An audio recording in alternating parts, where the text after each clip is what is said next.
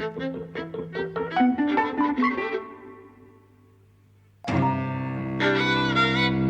and welcome to Eavesdropping at the Movies. I'm Mike. And I'm Jose. And we've seen I, Tonya just now. My shoulder hurts, so I'm probably going to go, ow, a few times as I move about. My shoulder really hurts because I did it during football. I don't know what I did. I think I torn something. So did you win at football? Yes. We won 6-5. I scored twice and set up a last-minute winner. Oh, so it was worth it. So you are the champ that Tonya never got a chance to be. Yes. I did a triple axel as well, but no one didn't get points for that in football. So what did you think of the movie? I'm neither here nor there on it. There are things I like, things I don't like. Okay. I feel the same way, actually. I've heard people really love it, and for reasons I can understand, but I'm a bit uncomfortable with it. That's not a word I would use. I'm uncomfortable with it. Well, there are many things I love, so I love the harshness of the mother. I love the way that Tonya Harding is depicted as living in this world in which all kinds of violence, from her mother's psychic violence to her husband beating her up and so on, are almost naturalized, right? It's just kind of... it's in the fabric. It's in the fabric of her life, right? I love the way that they make class a central issue. So, her being national champion and having to work as a waitress and sewing her own costumes and the disadvantages that brings, and, how she's actually being judged on her class as much as on her skating. All of those things I loved. I love the way that it was funny. Right, kind of. It had a whole range of kind of tonalities that I loved. So all of those things I liked.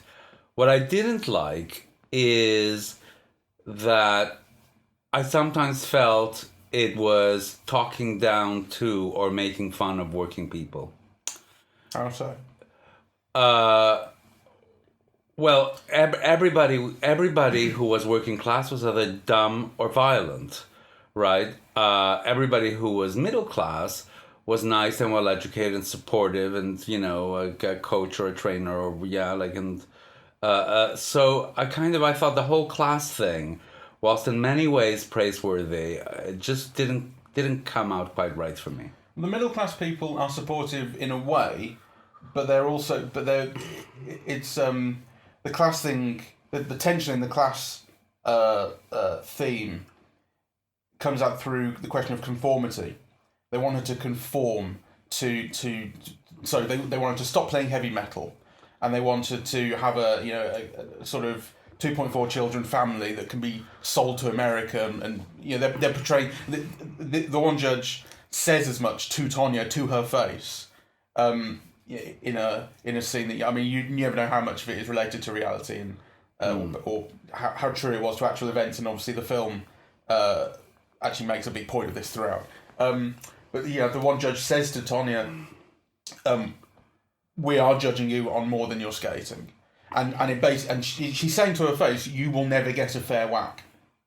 Well, no. I do see what you're saying, but on the other hand, there is this thing where so she could have conformed. She could change her nail polish. She could change her music. That's not a class issue. Lots of working class people would have done it. That becomes a personal issue. It becomes a thing. It becomes a thing then of being who you are. It's not who she is. That's what it comes down to. And why shouldn't she? Because she says because her skating is second to none. Right? Her skating is world class, and if it's judged just on the skating, then she wins every time. So, and it's ostensibly a skating competition. Well, I'm totally with her on that point. Well, be that as it may, we know that is the case. There's a certain kind of performativity that we do, or we all do in life, in order to get along with people. So I don't like how that's made a class issue, right? That somehow she can't conform, she can't be this thing about wearing the nail polish. I mean, the nail polish is an issue because it makes her seem working class, right? So, kind of why she's so resistant to those changes. I mean, I just don't understand why she is. And the film doesn't illuminate me. So actually, all of those things become class things. And I think the film makes me uncomfortable with them. So, for example, in those scenes which take place in the kitchen as interviews, does her hair really have to be that ugly? Right? It kind of, it reminds me a little bit of those issues in Britain when, what were they called when people wear the Burberry hats? Chavs. I think there's a lot of kind of delight in the chavishness, of these characters that I don't like. Yeah, she says I'm white trash. Well, yes, and actually that kind of white trashness is put on display for the delectation of cinema audiences in a way that makes me uncomfortable. Okay, I didn't feel that way, I must say. I felt that it's more of a... You really feel... It's not even like a pride, it's not like that kind of thing of like redneck and proud. It's just a thing of this is who I am and the way I live. And she doesn't feel the need to apologise for that at any point. She fights the people who want her to change it. And I like I say, I'm completely with her on that, and I don't feel it's been presented to the audience in a way that's meant to make you laugh at her, or it's kind of intended to titillate. I don't feel it's like, those Channel 4 docs that they used to do, or probably still do, which are Benefit Street, I think, was the one that made all the headlines, where it was just a street in Birmingham populated by people on benefits and no jobs, and it was just being portrayed as actually the show. I thought what I saw of it was kind of interesting, but it was being portrayed in the media as this thing of let's laugh at the chavs, let's look at the way they live.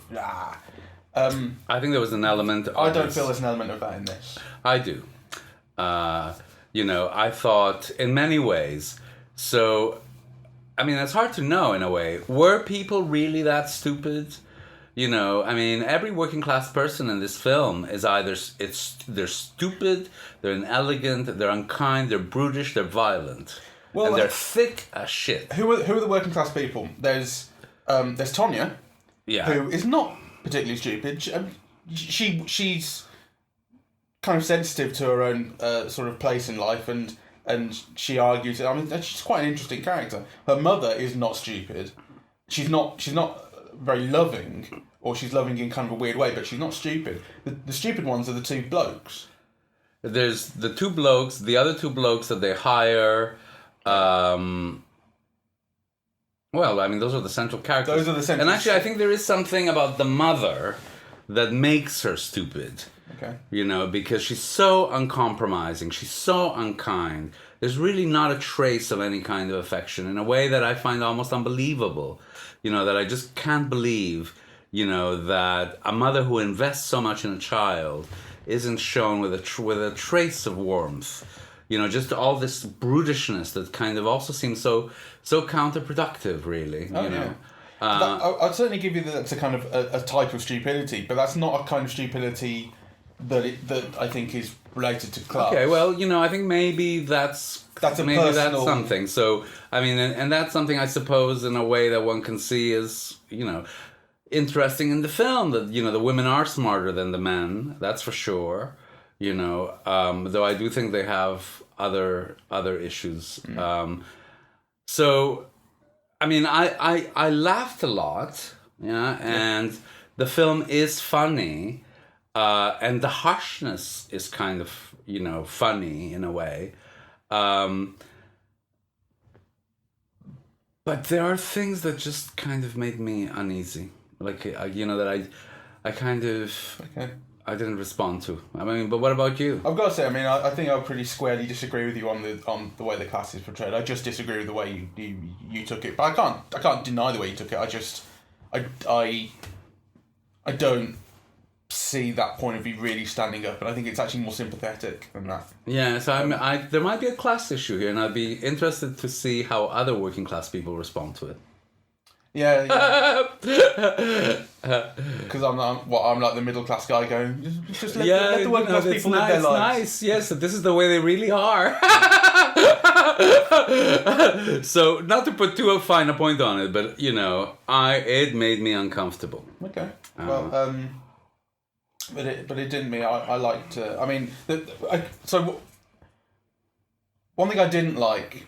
It's interesting. It's the first one I've seen in quite a while that I really haven't thought very much about during the movie. Like normally, my mind, in preparation for the podcast, in a way, my mind is kind of racing and it's coming up with thoughts and things that I want to discuss. And during a lot of this, I was kind of switched off. Weirdly, it's only afterwards that I started really thinking about it. I don't know what that says about the film or it says about me, but no, I think it says something about the film because. You know that, I mean, I love that Guillermo del Toro quote about kind of, that films have to have like protein and that protein in film, is visual, right? And actually there was little going on visually, I think the major visual work in the film was the transposing of the lead actress onto the skating of Tonya Harding, right? And actually if you looked at the credits at the end, so much of the credits were about that rotational device and, kind of things having to do with transposing Robbie's face onto, Yeah, well, a stunt. It's not Tonya Harding, obviously, because it's been filmed for film. But, so I think those were the major visual efforts in the film. Yeah, well, there's also the transition between the interviews being framed in 4:3, and then the film being framed in, it seems like the widest thing possible. It's probably 2:20:1. Oh, yeah, it's incredibly wide screen. It's very wide. It's kind of it's as if to emphasise like this is a documentary and this is a movie. The kind of epicness of it. It doesn't. I didn't hate it. It seems to not quite fit, but that's just its style, I guess. I mean, a film that does so much in close up like this does, to then do that in the widest frame possible. It doesn't fit the shape of a face. Like it's not really for that. It doesn't kind of feel that. It doesn't fit. I don't think actually that aspect ratio. I mean, I didn't think the film was doing much interesting visually. It was doing very interesting things narrationally. So kind of particularly at the beginning when the story is being told, and every so often the characters would look at the camera and say something Didn't like it. You didn't like that? No. Oh, I did like that. Didn't like it. The film has there's more than a touch of Wolf of Wall Street to it, particularly with that. So it's this thing of like, it's based on a true story, and how much of it is really real, and the characters are directly addressing the audience at points. So in this, the characters directly address the audience and say, this didn't happen. When you have competing accounts of domestic violence in the marriage between Tonya and, I can't remember her husband's name, but her husband. She says he hit me, this, that, and the other, and he says, I never hit her, and she had a shotgun, and it's in the trailer. She has a shotgun, and then so you're watching this kind of memory / anecdote / invented memory, and as she's wielding a shotgun, she turns to the camera and says, "I never did this." I love it. I don't like that. I do. Too cheeky. It is cheeky, and it's fun, and it sets up a tension around kind of, the story being told and how the film is telling it. I like that very much, actually. And that resulted in some of the best laughs in the film. And also in kind of, creating spaces of doubt around the whole narration, right? Like, there are kind of different perspectives on it. And I like the way that the film kind of did that, right? Because it lent credence to a certain point to each of the characters' perspective. So it wasn't all about Tonya Harding. There, the moments where the mother spoke, like, it was kind of like, in a way, the mother's story to tell. And the moments where the husband spoke, it was the husband's story to tell. Yeah. So, and I think that thing created kind of very interesting variations in tone and also kind of a point of view on the narration. I agree with all that. So the film primarily does that through the use of these restaged video interviews. These are the things that have been shot on tape ostensibly and are shown on screen in full frame as opposed to widescreen. and then so it'll show the husband saying, you know, and then this happened, and then it kind of goes, and he might narrate a little bit in voiceover, and Tonya does the same thing, and the mother does the same thing, and so you're absolutely right, it works in that way. But I think that actually the film is so successful in doing that just through that technique. The addition of these 4 or 5 moments where a character breaks the fourth wall, speaks directly to the camera, I think they jarred for me, and they felt quite necessary, and they felt, like I say, too. They were trying too hard for me. Right. No, I just stylistically, I just didn't respond. I mean, to I it. like that, and frankly, that's amongst the most interesting stylistic flourishes the film has, which are still narrational rather than visual, really. Well, yes, that's certainly true. But it's like Wolf of Wall Street did a bit of it, and also the other Wall Street film, the other one, Margot Robbie was in a bath in it. Remember that? What film was it? The one where Brad Pitt cries for the working class. The Big Short. The Big Short. The Big Short. And there's the moments in it where they go, okay, now just to explain a thing that, like a term that you've seen on TV, we're going to have Margot Robbie in a bath explain to you. Yeah, that's right. Didn't work in that. I mean, it did its job in that. Well, you like that bit, I remember. Yeah, I like that film, but there was something about. I think I like it less in retrospect. Anyway. Kind of, you know, to me what's interesting about this film is that, you know, is the mother-daughter thing. So in a way what I don't like about it is that it's so uncompromising. You know, that it makes Tonya Harding, on the one hand, the victim of everything, and including to the end, which actually, you know, I was moved by that with the boxing bit. You know, I kind of, it made me feel extremely sad and sorry for her.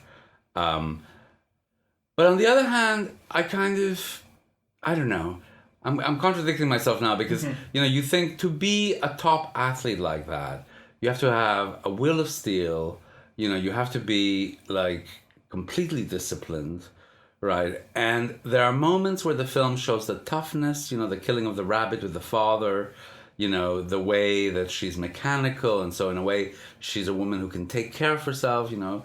She not only knows how to handle her skates, but her car, right? There are all of those things, but on the other hand, I just kind of... I thought too much is also made of the externals, of the mother's effect on her, of, you know, the husband beating her up, and... you know, and so on, that in a way kind of, but I suppose she fights back. So I suppose I'm contradicting she's myself. not a victim. I mean, she doesn't let herself be a victim at all. Or at least in the moments kind of when she does, there's a kind of, so she gets back together with the husband for 3 weeks or 3 months, and she says, I've got to stick this out for 3 months, and there's going to be abuse because I have to do this in order to get into the Olympic team. So that's right. So she's willing to go quite far in order to win. Yeah. I think the thing about the mother is there is really no love there. Like I was trying to think of a way of expressing it as like maybe she expresses her love through some way, but actually she really doesn't. And there's this thing about how she has other kids by other husbands, and you don't see any of them. You never hear any reference to them. No, like, she is the only one, Tonya. And she expresses no love for Tonya either. And that moment right at the end of the film where you think love is going to be expressed now, and she says, I'm proud of you, and all the rest. And it turns out that she's doing it to try and get a dictaphone confession from her for the press. Yeah. Or maybe the FBI, you don't know. Yeah. I mean, there really is no love there. And actually, what she believes in is work. She works to support her family and support the kid, and to get the kid into skating so she can afford to skate. Yeah. And then she passes that on to the kid. You've got to work. I suppose that's a kind of love, and she certainly says it is.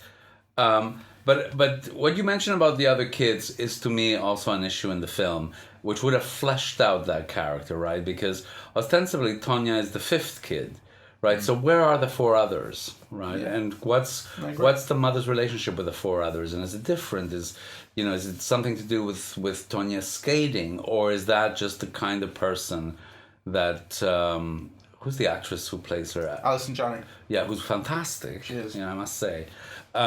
But I think the character is missing something. I just kind of, I could see both the Tonya Harding character and the mother, being camped up in a gay club as a drag routine of some kind in a way that's unpleasant. And actually, I think part of it is that it does lack, a more rounded humanity, really. Yeah.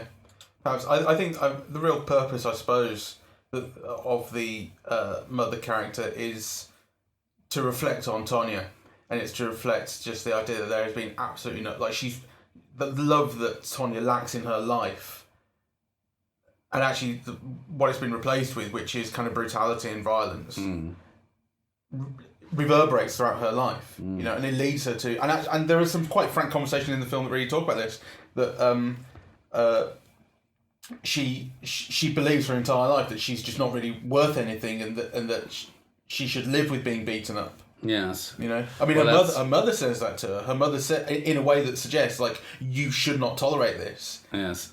But then her mother just sort of switches back into, no, actually, probably you're not worth it. Yes. Well, her mother says it's probably good for you. Right? Or some such line. So I don't know. I kind of I feel ambivalent about this film, really. There's one thing which I did find quite interesting, which is, and again, this is actually related to Wolf of Wall Street, something I was going to bring up slightly earlier when I was talking about it, which is there's one point where there's a real direct address to audience, and not in the breaking out of the memory bit. It's in one of the interviews, and it's Tonya. This is when the Nancy Kerrigan thing has happened, and they're all in the aftermath of who knew about what was going on, and who did it and who didn't know, and so on. And Tonya is portrayed basically as a victim in this. She's portrayed as she knew about sending threatening letters to Nancy to put her off her stride, but then the lads took this to a thing of, and let's kneecap her as well, which she had no idea about. And in talking to the camera and thus the audience, when she's 40 years old or so, I suppose, she says something like, she says I was loved for a minute. Then I was hated. Then it was a punchline. And all of you, meaning the audience, all of you were my attackers. You were all responsible for this. Which is, and Wolf of Wall Street is right at the end of the Wolf of Wall Street. It's this thing of, you don't get the ending that you want in that film. The guy who's done all this horrible stuff doesn't get put away, or he does, but it's like a holiday resort. And he just ends up teaching another group of people, like you or I, to crave money and wealth and the rest. So it perpetuates, and I love that. I mean, I don't know what else to say about it other than I love that attack on the audience that hopefully makes people think about themselves, because she's obviously huge in America, Tonya Harding, and the story persists. It was an international story. I remember when it came out. Right, but the story persists in America in a way that I think the rest of the world is not as interested in these days. She remains huge, and as she says, she remains a punchline. People forget that she had real achievements, and I just love that sort of the audience, members of the audience might go, oh shit, yeah, I actually maybe I was kind of a prick. I think the only moments that I felt really touched by, that kind of I felt increased my understanding and so on, were the moments of her already being, a national champion, I think, or coming in second or something, and being number 1 or 2 in the country, and having to sew her own costumes, and then kind of when she didn't make the team or something, working as a waitress, right? I.e., that you forget that these athletes, unless you're funded by your family, or unless you're so huge that you get some kind of endorsement deal, that basically there's no money in it. It is kind of amateur, and if you are from a working class family, then these things actually cost a lot of money, right? It's not a sport for poor people to get into, and it's kind of amazing that she could be supported to get into it the way that she was. Yes. Basically, if you play football, as in English football, that's cheap.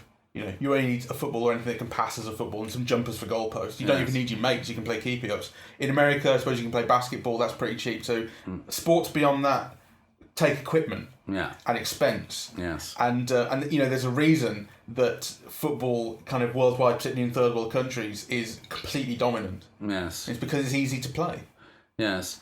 And actually, I think that, there's also reasons why sports like figure skating end up being middle class and up.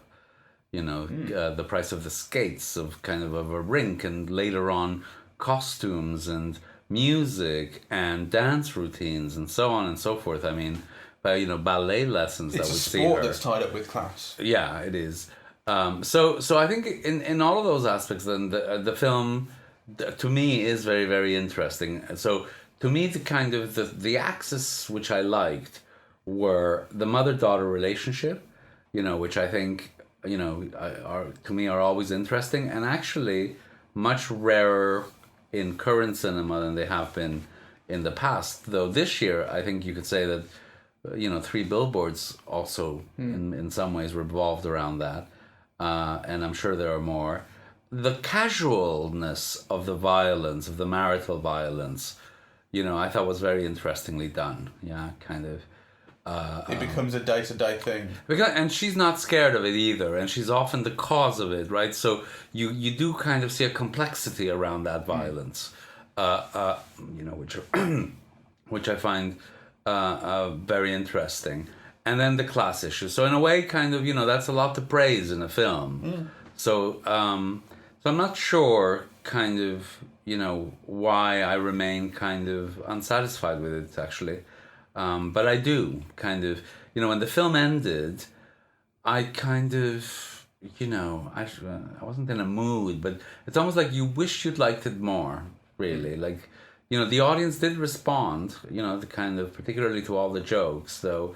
I think there was also something that I didn't like in that laughing. There was a laughing at these people from the audience that I didn't like. I felt once or twice. Mind you, I laughed at the Nancy Kerrigan bit. This is the thing that when Tonya says to the audience, you were my attackers. Well, I didn't know about it at the time. This is 1993 and I was 5 or 6 years old. But the thing that I've always found funnier since then is Nancy Kerrigan going, why? I mean, that really makes me laugh. And I know it makes me a horrible person. But I'm like, actually, that's always been funny to me. Much funnier than Tonya Harding. Well, I'm sorry. Well, do you want to say anything else? Because I feel like I've run out of things to say, really. Yeah, there's one or two other things I had in my mind. The film is really squarely aimed at America. Yes. I don't think it plays as well in the UK as it would in America. The film, as you say, it was an international story. I'd be interested to get other people's reads on this, for Americans and from non-Americans. Obviously, it was international at the time. The Winter Olympics is the Winter Olympics. It's huge around the world. But as I say, I think in the years since, the rest of the world has let it go in a way that America hasn't. It remains big in America. The reason that I know about it is because I watch a lot of American TV and that sort of thing. So, otherwise I wouldn't, I think, know about Tonya Harding and Nancy Kerrigan. Yes. And the film is, I think, there are points where it's saying, I was the biggest face in the world and people recognise me all over, and they're kind of going, that's probably true, but it's like you're trying to convince me that she's still that huge around the rest of the world. Yes. I don't think she is still. The film is, I suppose, also making an argument about celebrity and the role of celebrity. I mean, I was thinking of, what's the point of the Bobby Cannavale character, right? The hard talk. Is it hard talk or something like that? Yeah, he's basically a TV journalist. Yeah, guy. TV journalist. And obviously that's a dimension of the film that the film has worked at, but it kind of passed me by. I mean, I kind of can't quite make out what the film is saying about fame and celebrity and so on, except that when they sense blood, they go for it. Yeah. But that's nothing new, really. There's also this thing about it being American century, which is this talk. There's all this talk in the first half of her being the first US woman to do a triple axel. Yes. And you're going, okay, well, first woman to do a triple axel, that's kind of good, because men and women are split up in sport for a reason, right? They don't really compete on the same terms. But first US woman to do a triple axel, that's meaningless, really, to me. That's meaningless. Like, she could be the first French woman or the first Canadian woman. The nationality is not special, and it's only special to Americans. And I think an English audience listening to that does not care. I mean, it would have been interesting, and this is something that I hate. I mean, I hate it about the British coverage of the Oscars, where, they'll say, oh, Michael Caine got nominated for the Oscar, and Michael Gambon or something. You think, yeah, who the fuck are the other three, right? Like, it drives me crazy. So this is an instance of that, I suppose, in an American context, which it would be interesting to know, were there other women in the world who had performed it? Well, the point is that narrowing the phrase down to first US woman clearly says that someone else has done it, because otherwise you would say first woman in the world. It's perfectly legitimate to be proud of that as a country. It's perfectly legitimate to want to make a film about that person. To be honest, kind of, I wouldn't be too sure of that. I mean, you could argue that the US has become so insular in the last decade that, for all you know, there aren't other people who've completed that move in the world, and they just don't care. They just are concerned that it's the first American, rather, Well, I'm just going to find out. Because otherwise they would be screaming about it as a world achievement, I think. They would. You're most likely right. I know that this is a country that considers an all-American competition to be a World Series. Yes. Well, actually, I think there's a couple of Canadian teams in it, but yeah, I don't think they're quite... here we are. 1988, Midori Ito from Japan became the first woman to land the triple axel jumping competition when she first performed it at the 1988 NHK Trophy. Since then, 7 other women, including Tonya Harding, have succeeded in completing the jump in international competition. Okay. So was Tonya Harding the second woman? I don't know if she was the second, but she wasn't the first. She was just the first American, and that's kind of the point. And like I said, I mean, the thing about the BBC thing, we did talk about this, and I slightly disagreed with you. I think because I think one of the things was that page that you were looking at, that you complained about, the Oscars page, was a live page, and it was updating. Because by the time I looked at it, I saw all the nominees on there. Well, I get that, and I acknowledge that, and I saw it happening. I saw it unfold in those ways. Yeah. But then that's not the only outlet, Like, often I've read The Guardian or The Telegraph or whatever, and their coverage is often just who the British nominees were. Yeah. So it drives me crazy. There is one last thing that I had noted down about the film, which was something that the film slightly preempted me on, because I was thinking quite early on, this is really, really similar to the O.J. Simpson documentary, that huge 9-hour documentary that won the Oscar. O.J. Made in America, I think it was called. It reminds me of that because actually the stories of O.J. Simpson and Tonya Harding are similar in a number of ways. So they start off as kind of preternaturally talented at their sports. O.J. was American football. They achieved one very specific thing, which was the triple axel for Tonya Harding, and OJ had this. I think he ran 1,000 yards in a season, or there was something about the distance that he ran was a record. It was huge, and his thing was running. Because actually, the first 3 hours of that OJ documentary, you can only go so far with that comparison. Well, hold on, because it goes. Go on. So the first 3 hours of the OJ documentary, what they did for me was it spends 3 hours, which is the length of 2 movies, before it gets to the murder, which is amazing to me. But I realise that it has to explain in so much detail the background and actually why this guy was so famous, why this crime became the biggest thing in the world.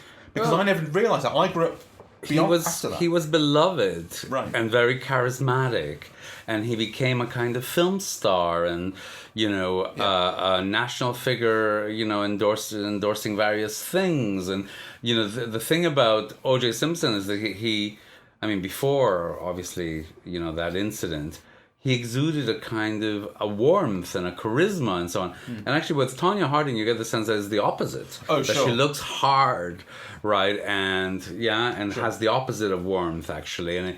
And actually that's kind of also tied to class, But then there's this other thing of a culture of domestic violence in their household. Oh yes, which is true of both of them. And actually one of the failings, maybe the only failing I really thought of in the OJ documentary, was that it didn't tie that. It didn't explore the relationship between domestic violence and American football, which I think you actually see. I mean, there are a number of American footballers who have been embroiled in domestic violence, sort of scandals and things. Like Ray Rice was one of them in the last few years. And the idea of it being a sport which is about violence, about kind of crushing your opponents. Anyway, no, that's interesting. There's a relationship between OJ and Tonya Harding there, and then obviously the crimes ended up being huge 24-hour news TV scandals, which is what the film makes a point of. The film shows OJ being watched outside his house on 24-hour news. And actually, the times are not very far apart, because I think one is 93 and the other one is 94 or something like that. They're very, very close together in time. But again, there's a relationship there. So the film also makes a point in dialogue of saying this was the birth of the 24-hour news cycle. We needed to fill all this time, Yes. so that's why we were stationed outside Tonya's house, showing nothing. Yes. I mean, I think that maybe that's what's really tied into the idea of celebrity, like this kind of fall from grace, or. Well, I think she never had grace, Tonya. I suppose that's the difference. OJ was a real kind of crumbling, whereas Tonya was never quite made it to begin with. what people were expecting of her. Anyway, I want to talk a little bit about the performances, because though I think Alison Janey's fantastic, and she gives a brilliant, thought through, uncompromising performance. But what did you think of Margot Robbie? This film turned me around on Margot Robbie. I was not really convinced by her at any point before this. I'd seen her in The Wolf of Wall Street, and I'd seen her in The Big Short doing a cameo, and I'd seen her in Suicide Squad, and I wasn't hugely convinced by any of them. I mean, in Suicide Squad in particular, I thought that, that film was kind of a dumpster fire anyway, so right that thing off. But she seemed like Harley Quinn should be kind of filthy and dirty and nasty and naughty, and she seemed to me like a kind of like a rich girl playing at being naughty, but then actually everything else in that film was such a failure that I can't really put the blame on her for that. But this film, I thought I'm not going to enjoy her in this, and I loved her performance so much. I thought she gives herself over to the film, over to the character. Like, there's an element of is it Monster, the Charlize Theron film? Yes. Where she sort of made herself ugly to win an Oscar. There's a little bit of an element of that, but not very much actually. Most of the film she's playing kind of 23 years old or younger, so she's kind of sort of fit and young and attractive. When she puts, there's that shot right towards the end of the film where she's preparing in a dressing room and she's putting a makeup on. Yes. It reminded me of this short film that I saw called Magnificat, which I can't find anywhere, and I'd love to know if anyone can find it, which was just this film of a woman putting makeup on then covering her face in it. And her face kind of goes through changes. Yes. Just as she moves it. She goes into a smile, but she's crying and she's staring at the camera and her eyes are huge. It's amazing. Yes, that's very good. It sounds really seemed very much like that. And when she cries in court, when she's sentenced, and she's not allowed to skate anymore, that's what moved me in the film. That's the moment where I was moved, because she properly is breaking down. So this means so much to her, and the performance is selling it so much. I thought she was fucking great. Yes, I thought she was very good. I feel all the things that you say are true, but nonetheless, I don't know how to describe it. If it's a lack of warmth, or I do think that kind of I would have liked to have been shown I don't know, I suppose greater warmth. She's not a warm person, really. No, she's someone who you can feel the kind of striving for that in who she is, but she's her upbringing and the world in which she lives doesn't allow for that. But at the same time, she doesn't want to leave it. She doesn't want to conform to this different notion of who she should be by all the judges and all the people who represent skating. She wants to be who she is, but that but there can be no connection with people around it because that's not what they're like. Yes, well, you may be right. So I'll have to think about this some more. I'm not saying you're wrong. I'm just saying I think she's really, really complex. And well, but if she were more complex, we would have seen more sides. And actually, I do feel that. I think you're right. Like, as a performance, what she does in many ways is great. As a kind of a star personality or something, I just feel a bit ambivalent about, because, I didn't feel, I didn't empathize enough, or I didn't identify enough, or I didn't understand enough. So, I was a bit distant from her performance. So I feel like, slightly coldly admiring. I mean, I think that's more down to who the character is than how it's played. Probably. Yes, you're probably right. I think, I mean, I really loved her in it, so I'm not going to say a bad word about her. I didn't think she did anything wrong. I didn't think that was a bum nut. I thought, gosh, she's got this. Right. She's got it down. Okay, and what did you think of the husband? As a,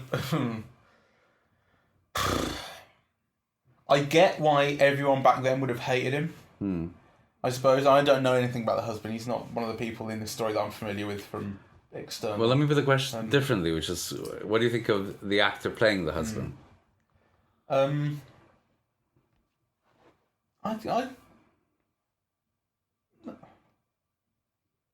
don't dislike him. I mean, I thought he was.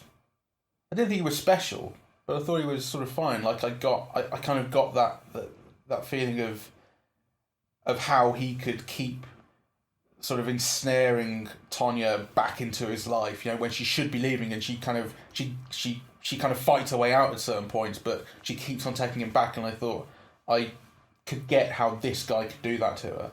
Yes, his name is Sebastian Stan. Yeah, I thought he was technically good, but again, kind of left you cold. Yeah. So anyway, there's a lot of very unattractive characters in this film. That's for sure. Which some people would see as a credit. Ugly on the inside. It's very uncompromising. Do you mean ugly on the inside or outside, or both? No. I meant on the outside, but sorry, I meant on the inside. Oh, right. Yeah, that kind of they're unattractive people in terms of their character. Obviously, physically, kind of they're all attractive. Though I don't think he's I think I would have liked somebody more charismatic in that role. Let's put it that way. At the Academy Awards, it's been nominated for Best Actress for Margot Robbie, Best Supporting Actress for Alison Janney, and Best Editing. I hope it wins for Alison Janney.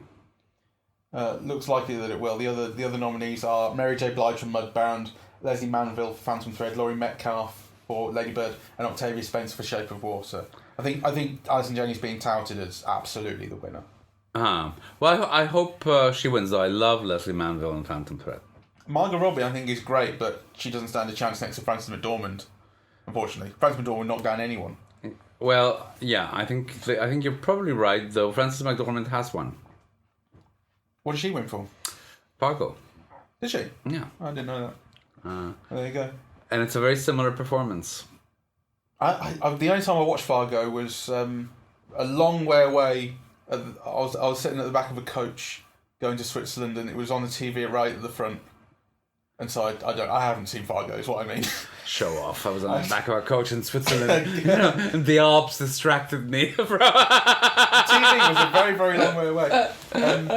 So, final thoughts?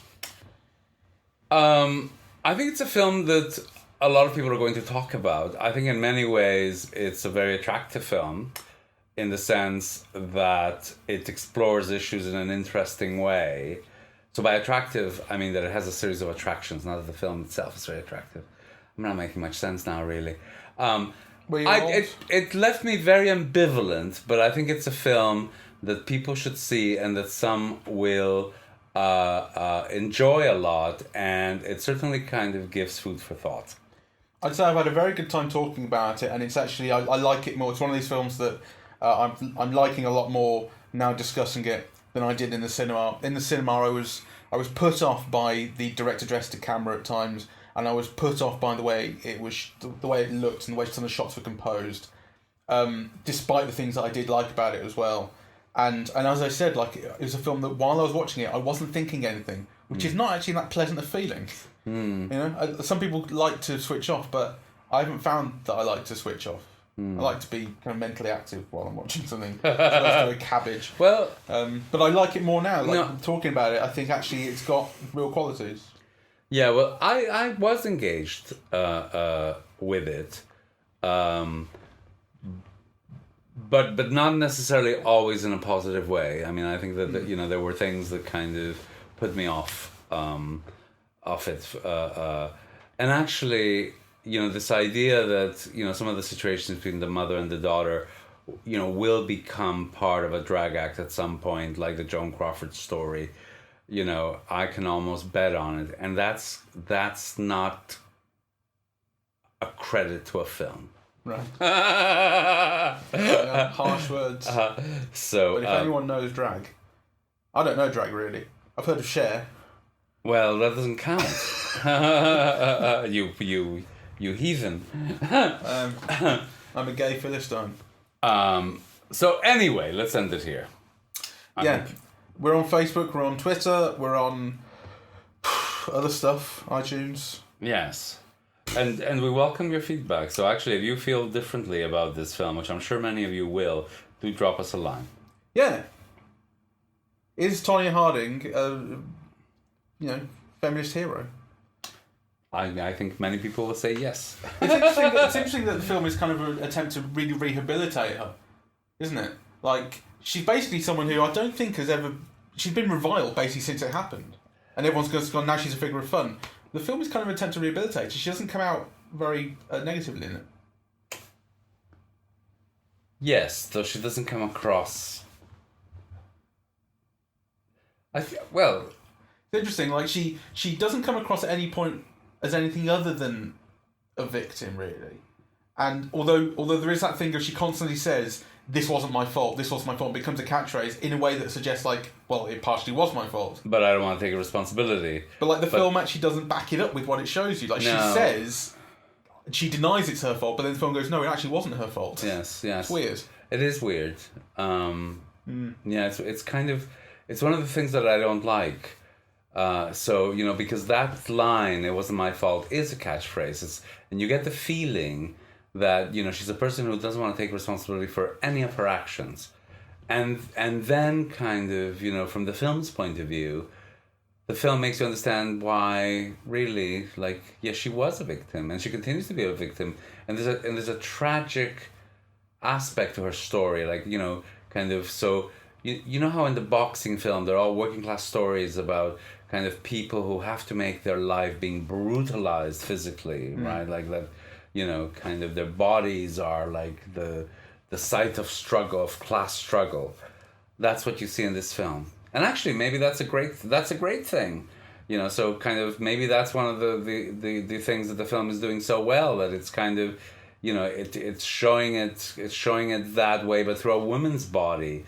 But there's something kind of unpleasant about, like, a woman constantly being, you know, beaten up first by her husband and then at the end in the ring, right? But actually that's what makes it tragic. So again, it is a very tragic ending. It's a good ending.